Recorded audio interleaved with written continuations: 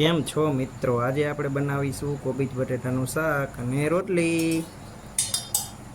આમાં થોડું તેલ નાખીશું, 3 પાવરા જેટલું, અને આને પછી આપણે મૂકીશું ગરમ કરવા.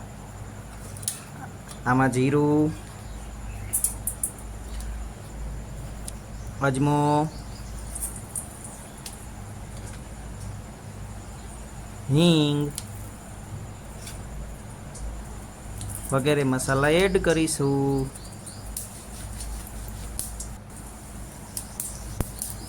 તેલ બરાબર આવી જાય ત્યાં સુધી આને ગરમ કરવા મૂકી દઈશું.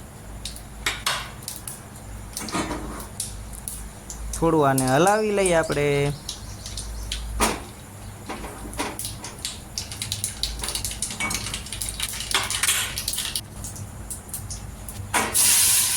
હવે આમાં કોબીજ એડ કરી દઈશું, કોબીજનો વઘાર કરી દઈશું. હવે આની અંદર અલગ અલગ મસાલા એડ કરીશું, જેમ કે હળદર, ધાણા જીરું,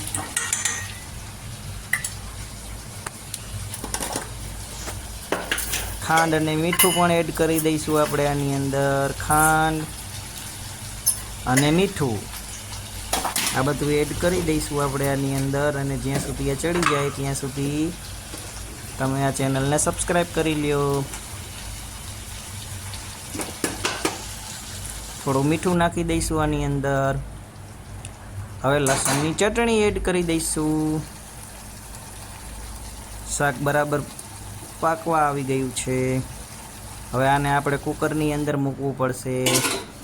આપણે આને કુકરની અંદર મૂકી દઈશું સીટી કરવા માટે, જેથી બફાઈ જાય, સરખી રીતે બફાઈ જાય એટલા માટે.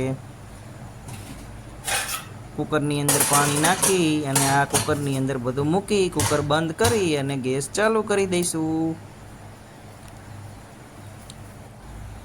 ગેસમાં મૂકી ગેસ ચાલુ કરી દીધો છે. હવે આપણે રોટલી બનાવીશું. રોટલી બનાવવા માટે એક ત્રાસમાં થોડોક લોટ લઈ લઈશું. એની અંદર થોડુંક તેલ એડ કરીશું, જેથી મોણ આવી જાય. થોડું તેલ નાખી અને બરાબર મિક્સ કરી લઈશું, જેથી રોટલી પોચી બને. બધું બરાબર મિક્સ કરી દઈશું આપણે. પછી જ્યાં સુધી મિક્સ ના થઈ જાય ત્યાં સુધી પાણી નાખવાનું નથી. આ બધું આપણે મિક્સ કરી દઈશું. હવે આમાં થોડું પાણી એડ કરીશું.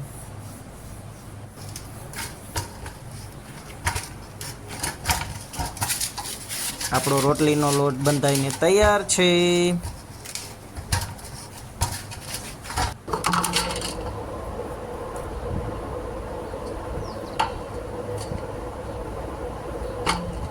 હવે આના આપણે ગોયણા બનાવીશું.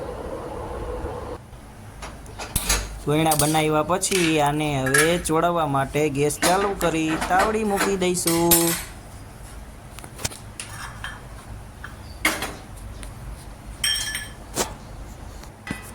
તાવડી ઉપર ઘી મૂકી દઈશું, જેથી ઘી ગરમ થઈ જાય ત્યાં સુધી રોટલી વણી લઈશું આપણે. ચાલો રોટલી વણીએ.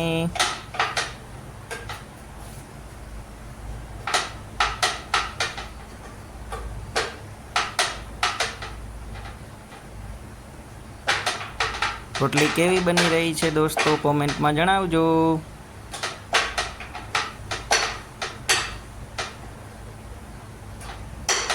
આપણને બધું બનાવતા ભાવે, દાળ ભાત શાક રોટલી બધું બનાવતા ભાવે.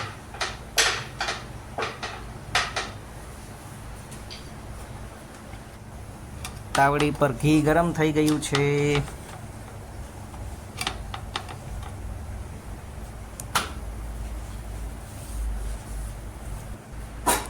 આપણી તૈયાર છે ગોળ રોટલી. હવે આને ચોળવી લઈશું. તૈયાર છે આપણી ગોળ મટોળ પોચી મુલાયમ રોટલી. હવે આને ઉતારી લઈશું. આની અંદર ઘી એડ કરી દઈશું.